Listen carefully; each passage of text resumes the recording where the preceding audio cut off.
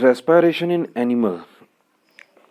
Respiration के बारे में हम लोगों ने बात की थी। रेस्पिरेशन क्या होता है? Respiration actually biological oxidation of the glucose होता है या रेस्पिरेटरी फ्यूल होता है। ठीक है, अब एनिमल्स के अंदर जब रेस्पिरेशन करते हैं हम लोग, तो जो सेलुलर रेस्पिरेशन है, ठीक है, प्लांट के अंदर तो क्या होता है, डायरेक्ट हम लोग एनवायरनमेंट से क्या लिया, ऑक्सीजन ली और कार्बन डाइऑक्साइड छोड़ दी। और प्लांट की सारी सेल किसके कांटेक्ट में होते हैं? एनवायरनमेंट के कांटेक्ट में होते हैं, तो कोई दिक्कत नहीं आती। ठीक है, लेकिन एनिमल्स के अंदर क्या होता है, यूनिसेलुलर एनिमल्स हैं या सिंपल एनिमल है, वो भी क्या होता है, डायरेक्टली एनवायरनमेंट के कांटेक्ट में होते हैं, पानी में रहते हैं और पानी के कांटेक्ट में होते हैं, वाटर के साथ एक्सचेंज कर लेते हैं। ठीक है, किसको एक्सचेंज कर लेते हैं? गैस को। कौन सी गैस को? कार्बन डाइऑक्साइड और ऑक्सीजन को एक्सचेंज कर लेते हैं। ठीक है, लेकिन मल्टी सेलुलर ऑर्गेनिज्म के अंदर ये परेशानी आ जाती है, क्योंकि सेल्स बहुत दूर होती हैं। कुछ सेल जो सरफेस पे हैं वो तो कर लेंगी एनवायरनमेंट के साथ गैस एक्सचेंज, लेकिन जो है बाकी जो सेल हैं वो क्या करती हैं? गैस एक्सचेंज नहीं कर पाती। ठीक है, तो एक बार दोबारा देख लेते हैं। Biological oxidation of the biofuel is called respiration. इसके दो स्टेप होते हैं। एक तो गैस एक्सचेंज होता है, gas exchange between the respiratory media, जिसको ऑक्सीजन का सोर्स भी माना जाता है, एंड सेल।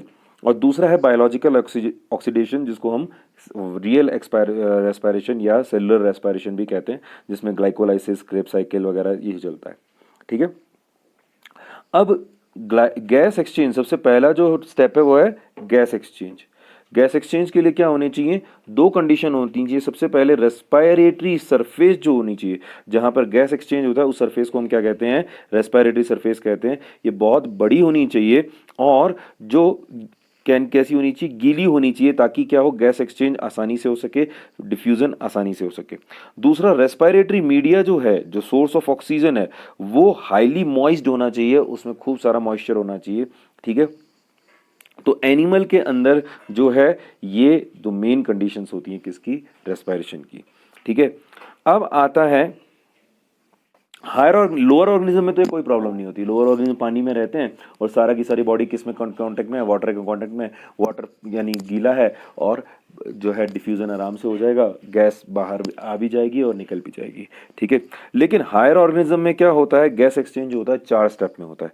सबसे पहले वेंटिलेशन। वेंटिलेशन का मतलब है कार्बन डाइऑक्साइड को बाहर निकालना और ऑक्सीजन को अंदर लेना, इसे ब्रीदिंग भी कहते हैं हम लोग। दूसरा है external gas exchange. External gas exchange का मतलब होता है बॉडी और एनवायरनमेंट के बीच में गैस का एक्सचेंज, या रेस्पिरेटरी मीडिया और जो बॉडी के बीच में गैस का एक्सचेंज। अब जहां पर गैस एक्सचेंज हुआ है, बॉडी मल्टी सेलुलर है, एक जगह पर एक्सचेंज हुआ, जैसे मानो हमारे लंग्स के अंदर गैस एक्सचेंज हुआ है। ठीक है, तो अब लंग्स से मेरे हाथ के नाखून तक वो कौन लेके जाएगा? ऑक्सीजन कौन लेके जाएगा? उसे कहते हैं गैस ट्रांसपोर्ट। गैस ट्रांसपोर्ट यानी तीसरा स्टेप क्या है? गैस ट्रांसपोर्ट है। ये करता है कौन? ब्लड।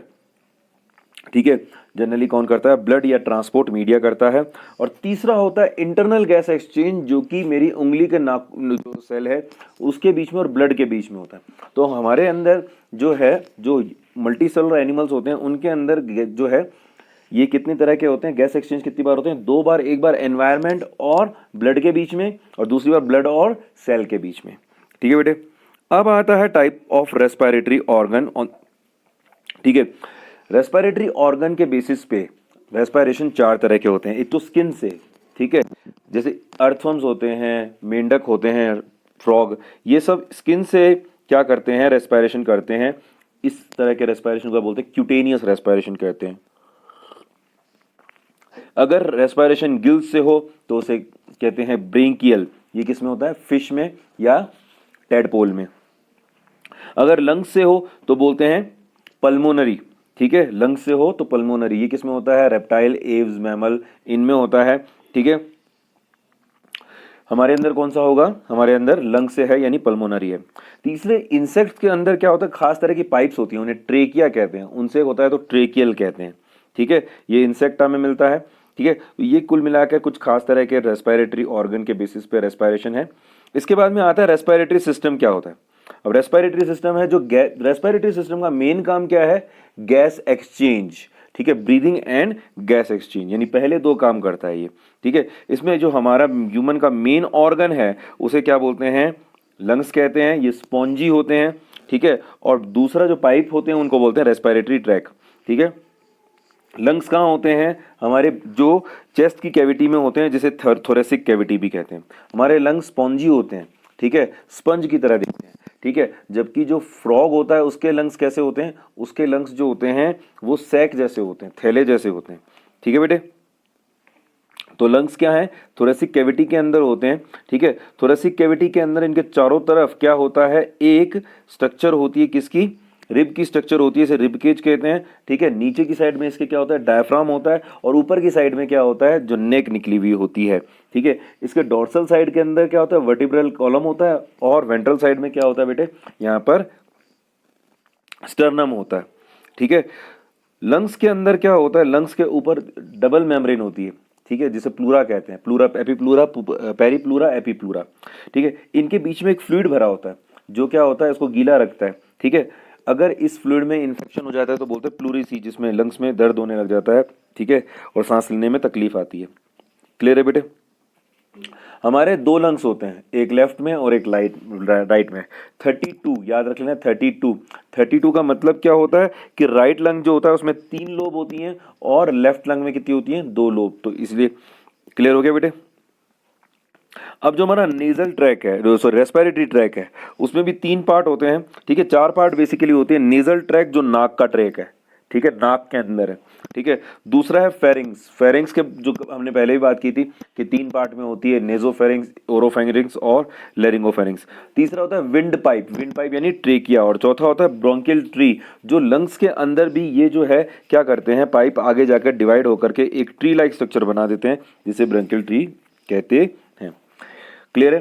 गैस एक्सचेंज जो होता है वो लंग्स में ब्रेंकियल ट्री के लास्ट पॉइंट पे होता है। इस पॉइंट को हम क्या कहते हैं, एल्वियोलाई कहते हैं, जहां पर क्या होता है, खूब सारी ब्लड कैपिलरीज होती हैं जो गैस एक्सचेंज कर लेती हैं। ओके, यहां पर एक खास चीज होती है, विंड पाइप के सबसे ऊपर वाले पार्ट को कहते हैं क्या, उस पर सबसे ऊपर वाले छेद को कहते हैं ग्लोटिस, और इस एरिया, इस चैम्बर को, यहाँ पर जो चैम्बर बन जाता है उसे हम कहते हैं क्या, लैरिंग्स। क्या बोलते हैं, लैरिंग्स। लैरिंग्स क्या होता है, लैरिंग्स के अंदर वोकल कॉर्ड होती है। क्या होती हैं, वोकल कॉर्ड, जो हवा निकलने पर क्या करती हैं, वाइब्रेशन करती हैं, जिससे क्या होता है, आवाज आती है। साउंड प्रोड्यूसिंग ऑर्गन को होती है हमारी बॉडी की, लैरिंग्स होते हैं, ठीक है। और जैसे ही हवा निकलेगी तो साउंड होगा। एक्चुअली हमारी बॉडी से कैसी भी साउंड बनानी है, ठीक है, तो उसके लिए हवा निकालनी ही पड़ेगी। यानी कि साउंड बनानी है तो हवा निकालनी पड़ेगी, परंतु हर बार हवा निकलेगी और साउंड होगा ये जरूरी नहीं है। कभी कभी चुपचाप हवा निकल जाती है, ठीक है। आप फूंक मारते हो तो हवा निकल जाती है ना चुपचाप से, ठीक है। तो ये, लेकिन जब हम बोलते हैं, मुंह के आगे हाथ रखोगे तो भी हवा निकल रही है। इसका मतलब ये हवा कैसे निकल रही है, आवाज करके, ठीक है। यानी अगर हवा वोकल कॉर्ड को वाइब्रेट करती है तो क्या हुआ, तो साउंड प्रोड्यूस होगी। लेकिन कई बार क्या है, हवा वोकल कॉर्ड को वाइब्रेट नहीं करती तो साउंड प्रोड्यूस नहीं होता। कुछ गलत मत समझना है। चलिए, तो यहां तक साउंड प्रोडक्शन भी किस पे डिपेंड करता है, हमारे रेस्पिरेटरी सिस्टम पे, इस पे डिपेंड करता है। आगे बढ़ते हैं, अब ब्रीदिंग की बात करते हैं, या इसकी जो फंक्शन की बात करते हैं।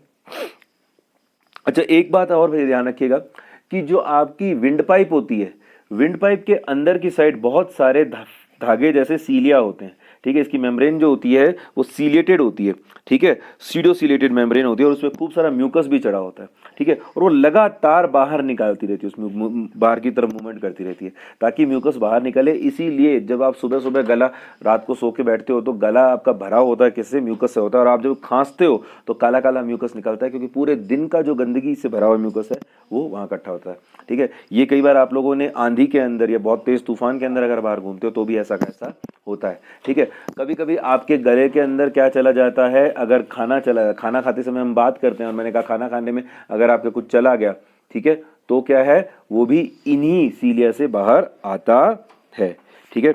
ये क्या है, इसका जो है लंग्स की विंड पाइप की स्ट्रक्चर हो गई। इसके बाद में हम बात करते हैं किसकी,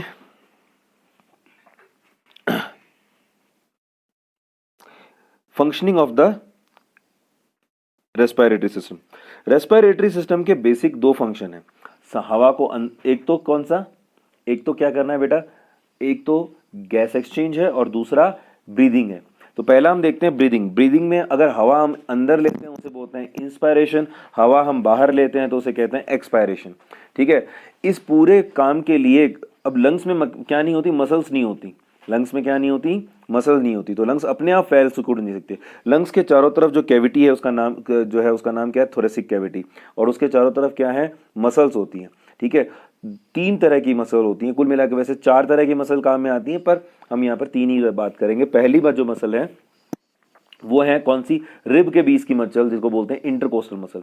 दूसरी होती है किसकी मसल बेटा, डायफ्राम की मसल जिसे फ्रीनिक मसल कहते हैं। तीसरे एब्डोमिनल मसल। ठीक है, एब्डोमिनल मसल। अब एक्चुअली मैंने कहा था चार कैसे हो गई, तो रिब के बीच की मसल दो तरह की होती हैं, आउटर इंटरकोस्टल और इनर इंटरकोस्टल मसल। तो ये तीन मसल हैं बेसिकली, ये क्या कर रही हैं, ये आपस में कॉन्ट्रैक्शन करेंगी और क्या करेंगी, रिलैक्सेशन करेंगी, जिससे क्या होगा, जो है थोरेसिक कैविटी का वॉल्यूम बढ़ेगा। थोरेसिक कैविटी का वॉल्यूम बढ़ता है तो उसके साथ साथ में लंग्स का भी वॉल्यूम बढ़ता है, क्योंकि अंदर वैक्यूम है। ठीक है, लंग्स का वॉल्यूम बढ़ेगा तो हवा अंदर आ जाएगी। ठीक है, इसी तरह से थोरेसिक कैविटी का वॉल्यूम कम होगा तो लंग्स का वॉल्यूम भी कम होगा, लंग्स में प्रेशर बढ़ेगा, हवा बाहर निकल जाएगी। ठीक है, सिंपल सा मैकेनिज्म होता है। ठीक है, ये आपको आराम से बात समझ में आ गई। अब इसको थोड़ा सा और डिटेल में पढ़ने के लिए थोड़ा वेट करते हैं।